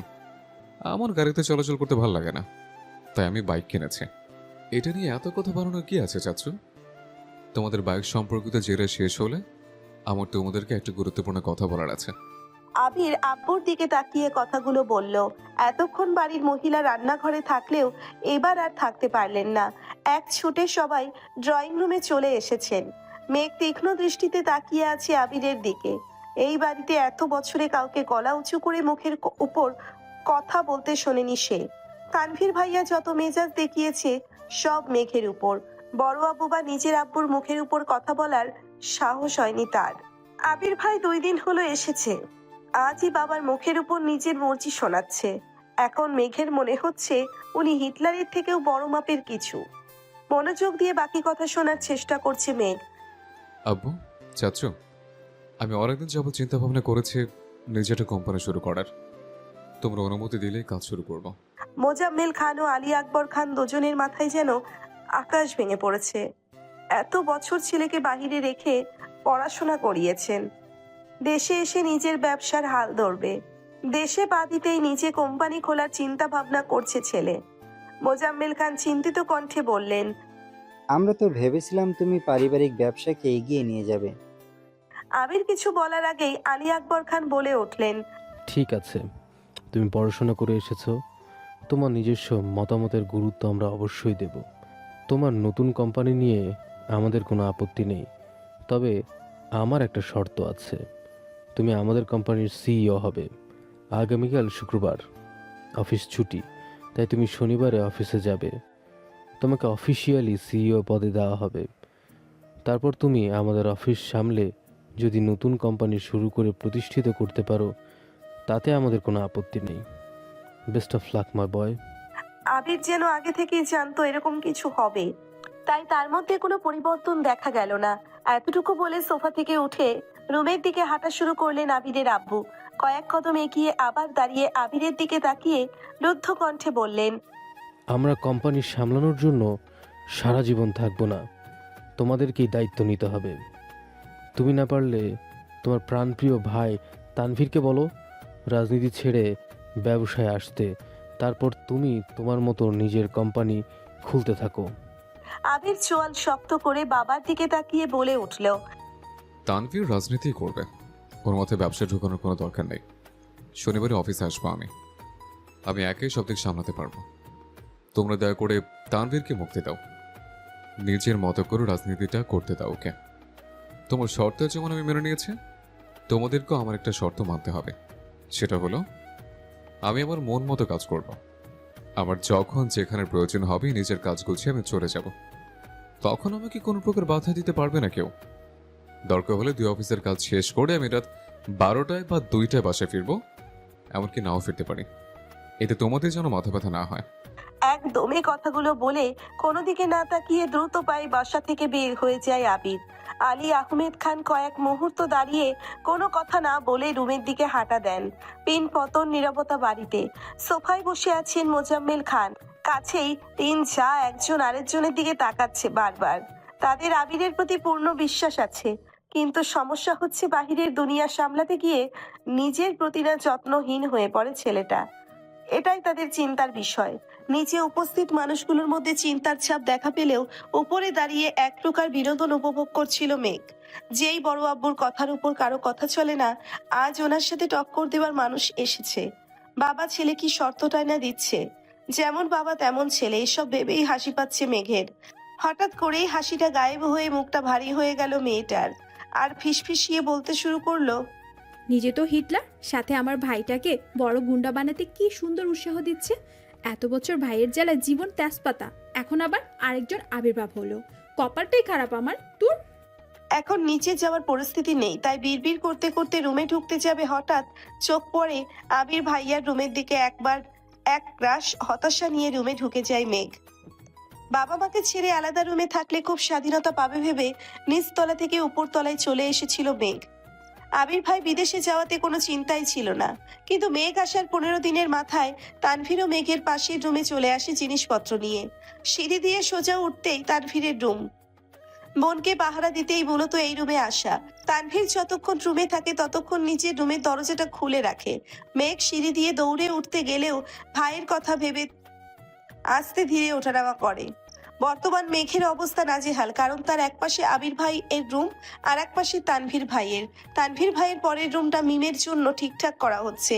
কিছুদিন পর থেকে মিমও উপরে থাকবে, কিন্তু তাতে কি ভাইয়ের ঘর ডিঙিয়ে মিমের রুম পর্যন্ত যেতে পারবে কিনা সন্দেহ আছে। রাত 10টার উপরে বাজে। সবাই খাওয়া দাওয়া শেষ করে যার যার রুমে চলে গেছে। আবির এখনো বাড়ি ফেরেনি। মালিহা খান সোফায় বসে অপেক্ষা করছেন ছেলের জন্য। 10 থেকে 15 মিনিট পর বাড়িতে ঢুকলেন আবির আর তানভীর। মাকে বসে থাকতে দেখে কিছুটা রাগান্বিত হলো ছেলে। আম্মু, তুমি আমার জন্য এইভাবে রাত জেগে বসে থেকো না প্লিজ, আমি নিজের মতো করে খেয়ে নেব। তোর বউ আসলে আমি আর অপেক্ষা করব না তোর জন্য। বড় আম্মুর কথা শুনে সশব্দে হেসে উঠল তানভীর। আবির ঘাড় ঘুরিয়ে তাকায় তানভীরের দিকে, সঙ্গে সঙ্গে তানভীর হাসি থামিয়ে ফেলে। তানভীর বরাবরই ভীত প্রকৃতির। বাইরে যতই শক্তপোক্ত থাকুক না কেন, বাবা চাচার ভাইয়ের সামনে সে যেন ভেজা বিড়াল। এতদিন যত কাজই থাকতো ছেলেটা 8টা-9টার মধ্যে বাড়ি এসে সবার সাথে খেতে বসতো, কিন্তু আবির ফেরাতে টাইম শিডিউলে কিছুটা পরিবর্তন হয়েছে ছেলেটার। আবির মায়ের উদ্দেশ্যেই ঠাট্টার স্বরে বলে উঠল, এর উল্টোটাও হতে পারে, যেমন তোমার বৌমা তোমার কোলে ঘুমিয়ে গেল আর তুমি তাকে ঘুম পাড়াতে পাড়াতে আমার জন্য অপেক্ষা করলে। ছেলেরা এরকম ঠান্ডায় ভ্যাপাচাকা খেলেন মালিহা খান। কাল থেকে তোমার জন্য বসে থাকতে না দেখে আমার কিছু লাগলে চেয়ে নেব, আর খাবার টেবিলে রেখে দিও। এই কথার কোনো উত্তর না দিয়ে মালিহা খান স্বাভাবিক কণ্ঠে বললেন, তানভীর, ম্যাক এখনো খাইনি, একটু ডেকে আসবি? এখন খাবে কিনা? তানভীর ঠিক আছে বলে উপরে গেল। আমিরও নিজের রুমে গেল। 5 মিনিটের ড্রেস পাল্টে ফ্রেশ হয়ে নিচে নামছে। এতক্ষণে মেয়ে খাবার টেবিলে চলে এসেছে। ভেবেছিল ভাই ফ্রেশ হয়ে নামার আগে তাড়াতাড়ি খেয়ে পালাবে। খাওয়া অর্ধেক হতেই তার দৃষ্টি নিবদ্ধ হয় সিঁড়ির পানে। কালো টি শার্ট আর ট্রাউজার পরে হাতে মোবাইল দিয়ে আপন মনে নামছে আবির। মেঘ সরু চোখে নিরীক্ষণ করছে আবিরকে। মানুষটাকে দেখে হৃদস্পন্দন বাড়তে লাগলো মেঘের। এখন সে স্পষ্ট অনুভব করছে তার বুকের ভেতরে কিছু একটা হচ্ছে, কিন্তু বোধগম্য হলো না কি হচ্ছে। নিজের অজান্তেই বুকের বাপাশে হাত রাখলো মেঘ। অনুভব করলো কিছু একটা অনবরত নৃত্য করছে বুকের ভেতর। আবিরের চেয়ার টেনে বসার শব্দে ঘোর কাটলো মেঘের। সব এগে হাত নামিয়ে আনলো বুক থেকে। আবির মেঘের ঠিক বিপরীতে চেয়ারটাই বসেছে। মেঘের ছোট্ট বুকটা অনবরত কেঁপেই যাচ্ছে। চোখ তুলে তাকাতে পারছে না মেয়েটা। শরীর কাঁপাকাঁপি আর হৃৎপিণ্ডের লাফালাফিতে সে বিদিষ্ট, দিশেহারা অবস্থা অষ্টাদশীর। ইচ্ছে করছে ছুটে পালিয়ে যেতে আবিরের সামনে থেকে, কিন্তু পারছে না। মনে হচ্ছে পায়ে শিকল দিয়ে বাঁধা। মালিহা খান হঠাৎ মেঘের হাতে হালকা ধাক্কা দিলেন। কি রে, কি হলো তোর? দ্বিতীয়বার ঘোর কাটলো মেঘের। তৎক্ষণাৎ স্বাভাবিক হওয়ার চেষ্টা করলো। কাঁপা কাঁপা গলায় বলল, কিছু না। এই বলে পুনরায় খাওয়াই চেষ্টা করলো, কিন্তু এবার আর গলা দিয়ে খাবার নামছে না মেঘের। গলা শুকিয়ে কাঠ হয়ে গেছে। কাঁপা কাঁপা হাতে গ্লাস নিয়ে ঢকঢক করে অর্ধেক গ্লাস পানি নিমেষেই শেষ করে ফেললো সে। আবির আপন মনে হচ্ছে। সামনে বা আশেপাশে কি হচ্ছে এসব দেখার প্রয়োজনই মনে করলো না সে। এই জগতের সবকিছু তার আগ্রহ সৃষ্টি করতে অক্ষম। আবিরের গা ছাড়া ভাব দেখে কিছুটা স্বাভাবিক হয়ে খাওয়া শুরু করে মেঘ। মাঝখানে এক পলকের জন্য তাকিয়েছিল আবিরের দিকে। কালো টি শার্টে মুখটা কত মায়াবী লাগছিল। এলোমেলো চুল, খাওয়ার স্টাইল থেকে দ্বিতীয়বারের মতো ক্রাশ খেলো অষ্টাদশী। কে বলতে পারে 2 দিন আগে পর্যন্ত আবিরের কোনো স্মৃতি ছিল না মেঘের মন মস্তিষ্ক জুড়ে? হঠাৎ মনে পড়লেও শুধু ওকে মেরেছিল এই স্মৃতিটাই মনে হতো, আর রাগে কটমট করতো। ছোটবেলা যে ভয়টা ভাইয়ের প্রতি বোনের ছিল সেটা আজ বদলে গেছে। আবিরের দৃষ্টি তাকে বরফের ন্যায় জমিয়ে দিচ্ছে প্রতিনিয়ত। এই দৃষ্টিতে সুচালো কিংবা ধারালো অস্ত্র আছে, যা এক কিশোরীর বক্ষ পিঞ্জর এফর ওফর করে দেওয়ার ক্ষমতা রাখে। আবিরের দিকে এক দৃষ্টিতে তাকিয়েও হাবিজাবি চিন্তা করছিল মেঘ। আবির চোখ তুলে তাকাতেই নেওয়ার মেঘের মনোযোগ ঘুরে গেল। দ্বিতীয়বার আবিরের দিকে তাকানোর স্পর্ধাটুকুও হয়নি অষ্টাদশীর। এর মধ্যেই মালিহা খান ছেলে আবিরের উদ্দেশ্যে বলে উঠলেন, তোর নতুন কোম্পানিটা কিনা খুললে হয় না? তোর বাবা বিষয়টা ভালোভাবে নিচ্ছে না কেন? বাবাকে রাগিয়ে দিচ্ছিস? তোর বাবা তোকে অনেক ভালোবাসে। শানিত স্বরে মায়ের দিকে তাকিয়ে আবির বলা শুরু করলো, ছেলেরা সারা জীবন বাবাদের প্রিয় থাকতে পারে না। নিজের স্বপ্ন ইচ্ছেকে প্রাধান্য দিতে গিয়ে দূরত্ব বেড়ে যায় বাবা ছেলের।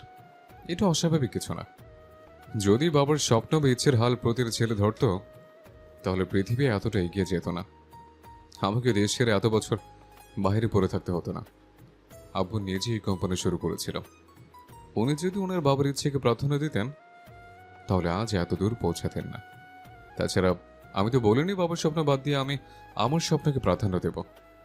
আমার স্বপ্ন একান্তই আমার। আমি দুদিকে সামলাবো।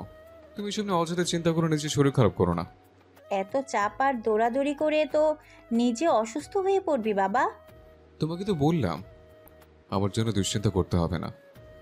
ভাইয়ের জন্য চিন্তা করার মানুষ আছে বড় আম্মু, তুমি রিল্যাক্সে থাকতে পারো। মেঘ এতক্ষণ নীরবে দেখলেও এই কথা শোনা মাত্র ছোট দেহ কম্পিত হয় তার। আতঙ্কিত হয়ে তাকালো আবিরের দিকে। আবির তৎক্ষণাৎ ঘাড় ঘুরিয়ে তাকালো তানভীরের দিকে। অমনি মুখটা চুপসে গেল তানভীরের। করুণ স্বরে বলল, সরি ভাইয়া। পিনপত নীরবতা খাবার টেবিলে, কেউ কোনো কথা বলছে না। মেঘের মনটা সহসা খারাপ হয়ে গেল। তানভীর আবিরের একনিষ্ঠ ভক্ত, এক কথায় দুজন দুজনের বেস্ট ফ্রেন্ড।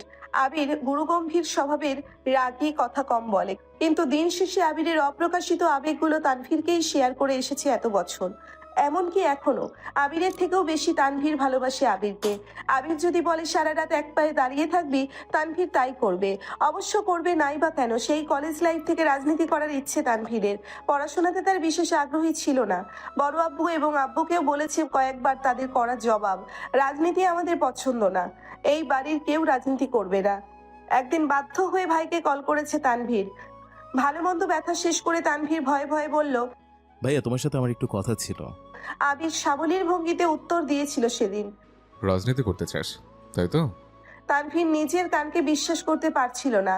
আবির এত স্বাভাবিকভাবে কথাটা বলছে। তুই রাজনীতি কর, সমস্যা নেই, কিন্তু কিছু বিষয় মাথায় রাখবি। বিষয়টা দেখতে যতটা সহজ ততটা সহজ না। একনিষ্ঠ এবং সৎ থাকতে হবে তোকে। দল মত নির্বিশেষে তোকে সত্যের পথে চলতে হবে। পাঁচাটা স্বভাব যেন না হয়। বড় আব্বু আর আব্বু তো রাজি হচ্ছে না। ওইসব আমি সামলে নেব। তুই আমায় কথা দে, তুই তোর জায়গায় সৎ থাকবি আর যে কোনো সমস্যা আমার শেয়ার করবি।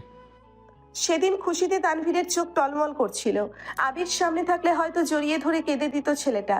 সেই দিনই ভাইকে কথা দিয়েছে সে সারা জীবন সৎ থাকবে এবং একনিষ্ঠভাবে রাজনীতি করবে। এরপর থেকে রাজনীতি সম্পর্কিত যত ঝামেলা আছে, কি করা দরকার, কোনটা করলে ভালো হবে, সেই ভাইয়ের সাথে সিদ্ধান্ত নিয়েছে তানভীর। আজ সে ছাত্রলীগের সহ সভাপতি। সবটুকু ক্রেডিট আদিতের। আগামী বছর মেয়ের নির্বাচনের পর স্টেজ করছে যেন এইবার সভাপতি হতে পারে। তানভীরের রাজনীতির জন্য বাবা চাচার সাথে আবিরের কথা কাটাকাটি সেই শুরু থেকেই। কিন্তু আবিরের এক কথা, তানভীর রাজনীতিই করবে। আজ সন্ধ্যায় ও বাবা চাচার মুখের উপর বলেছিল তানভীর কোনো প্রকার বাধা যেন না দেওয়া হয়। তানভীরের জীবনে আবির গাছের ন্যায়, যার ছায়ায় তানভীরের অবস্থান। ভাই ছাড়া তানভীর অসহায়। খাওয়া শেষ করে আবির নিজের রুমে চলে গেছে, তানভীরও চলে গেছে। কিন্তু বসে আছে মেঘ। সে খাবার টেবিলে সবার আগে এসেছিল। ভেবেছিল ভাইয়ের আগে গিয়ে খেয়ে পালাবে, কিন্তু তার হলো কই। আবিরের জীবনে কেউ আছে, এই কথাটাই মাথায় ঘুরপাক খাচ্ছে অষ্টাদশীর। জগতের প্লেটে আঙ্গুল ঘোরাচ্ছে আর ভাবছে, আমার ছোট্ট মনটা এভাবে ভেঙে গেল। প্রেমে পড়ার আগে ব্রেকআপ হয়ে গেল। যাচ্ছি। তৎক্ষণাৎ নিজের মনকে নিজেই সান্ত্বনা দিচ্ছে। থাক, মন খারাপ করিস না, ছেলেটা ভালো না। মনে নেই তোকে ছোটবেলায় মেরেছিল? আজ তো হিটলার। তোর জীবনে রাজপুত্র আসবে, যার জীবনে রাজ করবি শুধু তুই। মালিহা খান মেঘের হাত পুনরায় ধাক্কা দিয়ে বলল, থাক, তোর আর খেতে হবে না। এতে হুঁশ ফিরে মেঘের। মেঘ কিছু বলার আগে খাবারের প্লেট সামনে থেকে নিয়ে যান উনি। বড় আম্মুর এসব কথা আহম্মক বলে যায় মেঘ। মালিহা খান বলে ওঠে, এভাবে 14 ঘন্টা ভাত নিয়ে বসে থাকলে বিষ হয়ে যাবে খাবার। মেঘেরও খাবার খাওয়ার তেমন ইচ্ছে নেই আর। সে তো নিজেকে সান্ত্বনা দিতে ব্যস্ত। হাতটা ধুয়ে রুমের দিকে যাচ্ছে। মালিহা খান মেঘকে ডেকে আবার বললেন, তোর কি পেট ভরেছে নাকি নতুন করে খাবার দিব তোকে? আর খাবো না। এটুকু বলে রুমে চলে আসে মেঘ। পড়তেও ইচ্ছে করছে না মেয়েটার, চুপচাপ শুয়ে আছে। চোখ বন্ধ করতেই ভেসে ওঠে আবিরের হাসি। বাইক এনে যখন হাসি মুখে বলছিল কথাগুলো কানে ভেসে আসছে। কি সুন্দর করে কথা বলে মানুষটা। তাকানোর ধরন, রাগলে কুচকে ফেলা যেন ভ্রু যুগল সবাই যেন চোখের সামনে ভাসছে মেয়ের। সঙ্গে সঙ্গে চোখ খুলে ফেলে দেয়। বুক ভেঙে আসে কষ্টে। এই লোক আমার ভাবনায় কেন আসছে বারবার? এই লোক তো অন্য কারো। এই বলে অভিমানী ঘুমিয়ে পড়ে মেঘ। আজ শুক্রবার সকাল থেকে বাড়িতে হইচই শুরু হয়ে গেছে। মিম, আদি আর মেঘ দুষ্টুমি আড্ডায় মাতিয়ে তুলেছে ড্রয়িং রুম। 3-4 রান্নায় ব্যস্ত। আবির বাড়ি ফিরেছে বলে আবিরের 2 মামা 2 খালা, তাদের বাচ্চারা সবাই দেখতে আসবে। মিম আর মেঘের মামা খালাদের বাড়ি থেকেও বেড়াতে আসবে মানুষ। বেশিরভাগ মানুষই চাকরিজীবী, যার ফলে শুক্রবার ছাড়া কারো সময় নেই। ইকবাল খান ব্যস্ত বাজার করা নিয়ে।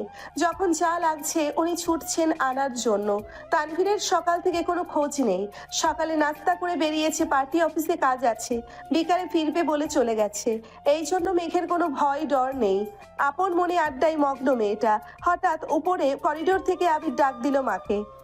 আম্মু, একটু কফি দিতে পারবে? এই বলে রুমে চলে গেল পুনরায়। উত্তর শোনানো প্রয়োজন মনে করেনি সে।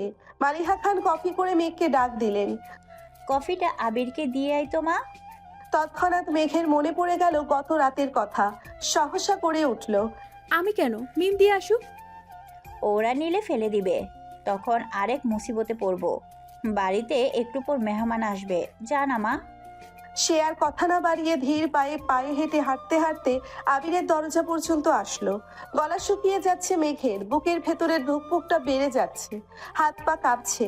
আস্তে আস্তে দরজায় টোকা দিল মেঘ। দরজা খোলা আছে। কাপা কাপা হাতে দরজা ধাক্কা দিল মেঘ। আবির ল্যাপটপে কি যেন করছে, তাকিয়েও দেখলো না কে এসেছে। এখানে রেখেছে। মেঘ হাঁটতে পারছে না, হাত আরো বেশি কাঁপছে এখন। পায়ে এতটুকু জোর পাচ্ছে না, ঠাই দাঁড়িয়ে আছে আগের জায়গায়। আবির ল্যাপটপ টেবিলে রেখে মেঘের মুখোমুখি এসে দাঁড়িয়েছে। হাত থেকে কফির কাপটা নিয়ে ড্রেসিং টেবিলের সামনে রাখে। মেঘের যেদিকে কোনো মনোযোগ নেই। তার মস্তিষ্কের প্রতিটি নিউরন ছুটছে এদিক সেদিক। বডি শেপের তীব্র ঘ্রাণে হুঁশ ফেরে মেঘ। তার থেকে 1 ফুটের দূরত্বে দাঁড়িয়ে আছে আবির। আচমকা এইভাবে এসে দাঁড়ানোই একটু ভ্যাপাচাকা খেলো মেয়েটা। মেঘ ত্রস্ত ঘুরে গেল, নিজের ওপর জোর খাটিয়ে পা বাড়ায় দরজার দিকে। সবেগে সুন্দর হস্তে মেঘের কোনোই চেপে ধরলো আবির। কড়া কণ্ঠে বলল, এদিকে তাকা। অনিচ্ছা সত্ত্বেও ঘুরে দাঁড়ালো মেঘ। চিবুক নেমে গলায় আটকালো, সারা শরীর কাঁপছে। শীতল স্বরের হুমকিতে কানের লতি গরম হয়ে গেছে। সাথে আবিরের শরীরের আর বডি স্প্রের তীব্র গন্ধ নাকে লাগছে মেয়েদের। কফিটা টেবিলে দিয়ে আসতে বলেছিলাম, কথা কেন যায় না? এতটুকু বলতেই মেঘ হেলে দুলে পড়ে যেতে নেয়। টালমাটাল মেয়েটার বাহু ধরে সোজা দাঁড় করিয়ে নিল আবির। জ্ঞান হারাতে হারাতেও যেন হারায়নি মেঘ। আবিরের চাহনিতে তীক্ষ্ণতা গম্ভীর কণ্ঠে বলল, তুই কি পুষ্টিহীনতে ভুগছিস? অবশ্য ভুগবি নাই বা কেন? খাবার প্লেটে আঙুল ঘোরালে কি আর শরীরে পুষ্টি হবে? প্রথমে গম্ভীর কণ্ঠে বললেও শেষটা যেন মজার ছলেই বলল। মেঘের শরীর ঘামছে, কে বোঝাবে এই লোকটাকে, যাকে দেখলে অষ্টাদশীর সব শক্তি নিমেষেই মিলিয়ে যায় কোথায় যেন, যার দৃষ্টি টেনে নেয় তার সমস্ত ধ্যান ভাঙা মনোনিবেশ। আবির সাবলীল ভঙ্গিতে বলে উঠল, যেতে পারবি নাকি দিয়ে আসবো? নিজেকে সামলে মেঘ বলল, পারবো। তারপর গুটি গুটি পায়ে রুম থেকে বের হয়ে যায় মেঘ। আবির তাকিয়ে আছে অষ্টাদশীর হাঁটার পানে। মেঘ কোনো রকমে নিজের রুম পর্যন্ত এসেছে, এক দৌড়ে এসে খাটে শুয়েছে। মন মস্তিষ্ক অস্বাভাবিকভাবে লাফালাফি করছে। কয়েক মুহূর্তের মধ্যে নিজের অস্তিত্ব খুঁজে পেল না। সেন্স হারিয়ে পড়ে আছে বিছানায়। 11টার পর থেকে মেহমান আসা শুরু করেছে। বাড়িঘর ভরে গেছে আত্মীয় স্বজনে। মিম, আদি গোসল করে সেজেগুজে গল্প করছে সবার সাথে। আবির একেবারে নামাজের সময় ঘর থেকে বের হয়েছে। টুপি পাঞ্জাবি পরায় অন্যান্য দিনের থেকেও অনেক সুন্দর লাগছে ছেলেটাকে। সবাইকে সালাম দিয়ে টুকটাক কথা বলে মামাদের সাথে বেরিয়ে যায় নামাজ পড়তে। মেঘের দেহ এখনো বিছানায় লেপ্টে আছে। বোনকে খুঁজতে মিম উপরে গিয়ে দেখে মেঘ ঘুমাচ্ছে। ডাকতে ডাকতে মেঘের ঘুম ভাঙে। আপু, ও আপু, ওঠো। এখন ঘুমাচ্ছ কেন? বাড়িতে মেহমান চলে আসছে। আজান পড়ে গেছে অনেকক্ষণ আগে। ওঠো, নামাজ পড়ে রেডি হও। আম্মু আমায় পাঠিয়েছে, তোমায় ডাকছে। কিছুক্ষণ পর মেঘের জ্ঞান ফেরে। পাশের দেওয়ালে টাঙানো দেওয়াল ঘড়ির দিকে তাকাই 1:15 বাজে। তৎক্ষণাৎ শোয়া থেকে উঠে বসে। আবিরকে কফি দিতে গেছিল 8:30 থেকে 9টার মধ্যে। 4 ঘন্টার উপরে তার জ্ঞান ছিল না। 5 মিনিট বসে তারপর গোসলে চলে যায়। নামাজ পড়ে আবিরের দেওয়া একটি জামা পরে নিল মেঘ। বেগুনি রঙের গাউন, মোটামুটি গর্জিয়াস। চুলগুলো খোপা করে নিল। এত লম্বা চুল ছেড়ে রাখলে কিছুই করতে পারবে না সে। মুখে হালকা ফেস পাউডার দিয়ে গোলাপি রঙের লিপস্টিক দিল হালকা করে। রুম থেকে বের হলো প্রায় 3টার দিকে। মামা খালারা সবাই খেতে বসেছে। ছোটদের খাওয়া শেষ। রুম থেকে বের হয়ে করিডোরে দাঁড়িয়ে উপস্থিত বোঝার চেষ্টা করছে সে।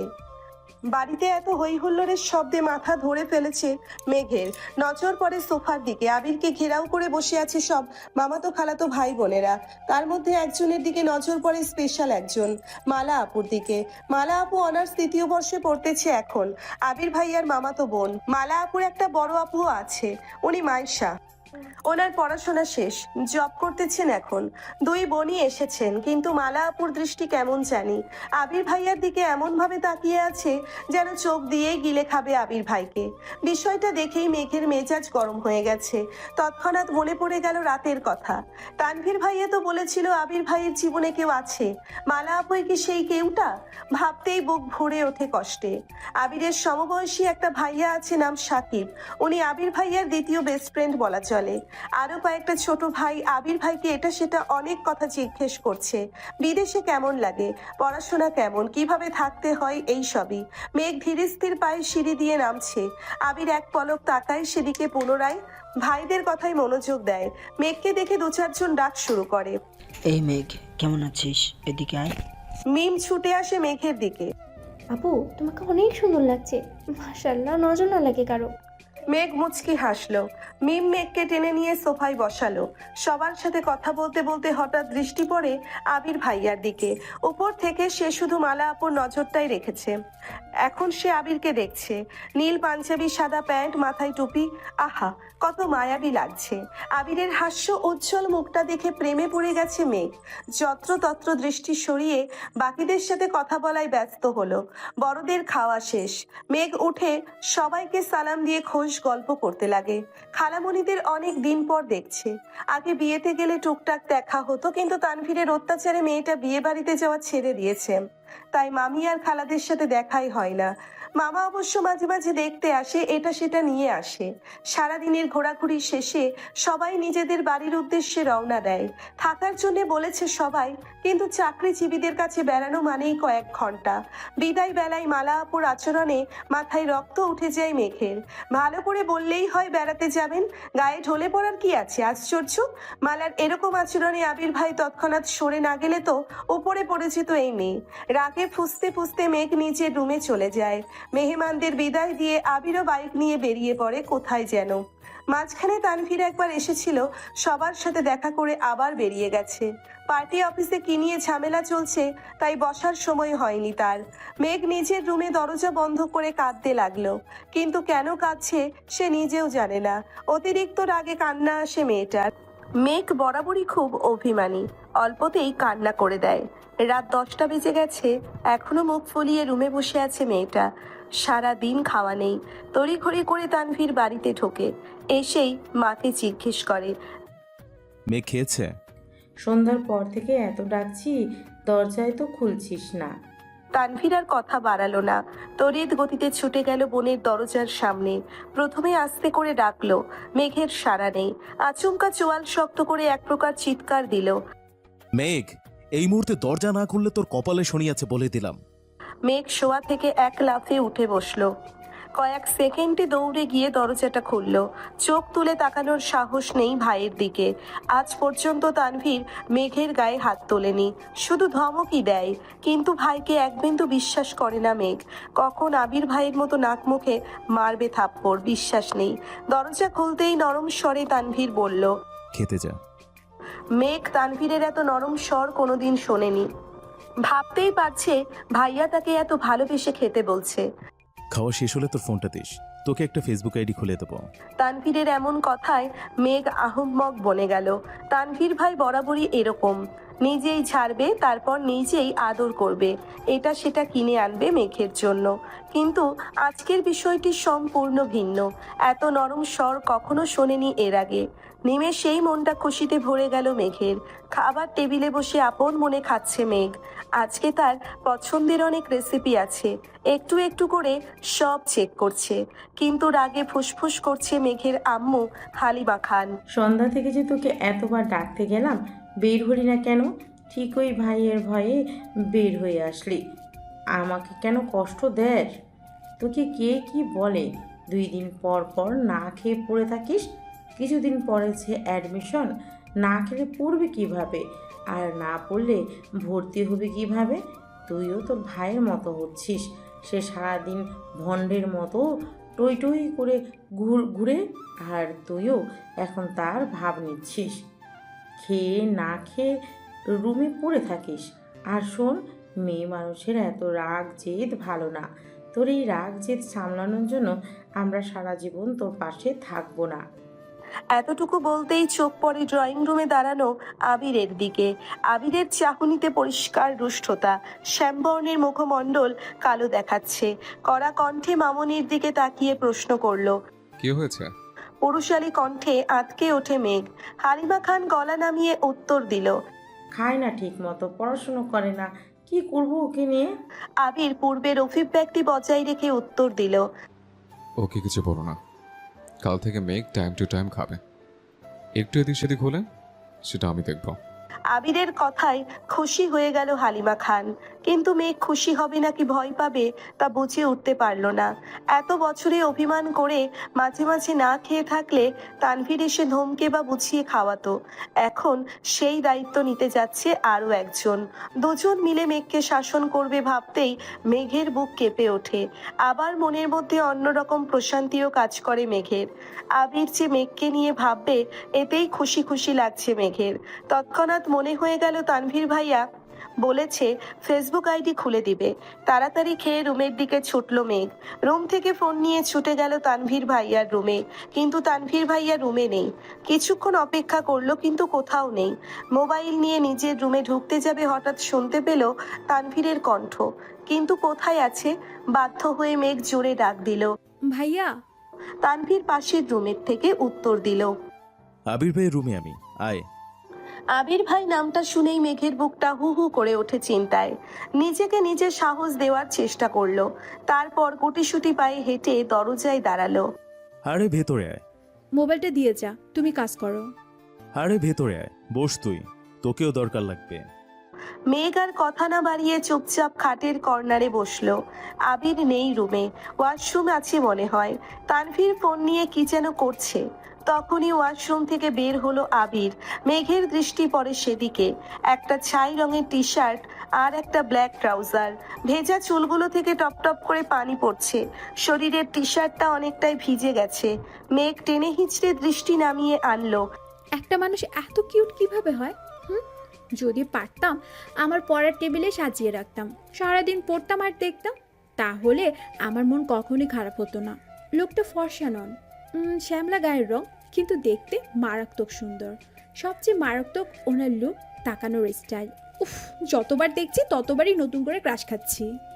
আবির ভাই খাটের অপর পাশে মোবাইল হাতে নিয়ে বসেছেন।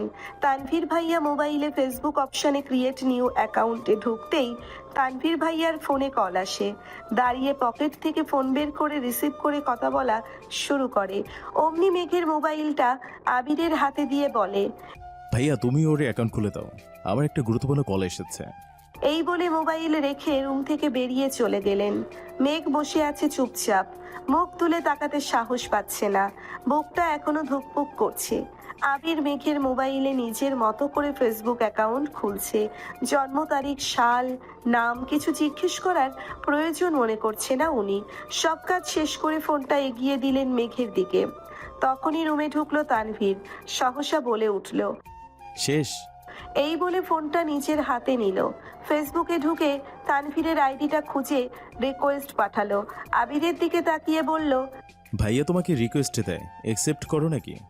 আবির গম্ভীর কণ্ঠে বলল। আমি রিকোয়েস্ট দিতে হবে না। তানভীর কথায় পাত্তা না দিয়ে কয়েক সেকেন্ড পর বলল, ভাইয়া তোমায় রিকোয়েস্ট পাঠিয়েছি, অ্যাকসেপ্ট করে নিও, না হলে আমার ছোট বোনটা কষ্ট পাবে। আবির তীক্ষ্ণ দৃষ্টিতে তাকিয়ে আছে তানভীরের দিকে। মেঘ মনে মনে খুশিই হলো ভাইয়ের কথায়। মেঘের তো কখনো সাহসী হতো না আবির ভাইকে রিকোয়েস্ট দেওয়ার বা অ্যাকসেপ্ট করার কথা বলার। তানভীর সেদিকে গুরুত্ব না দিয়ে মেঘের হাতে ফোন নিয়ে বলল,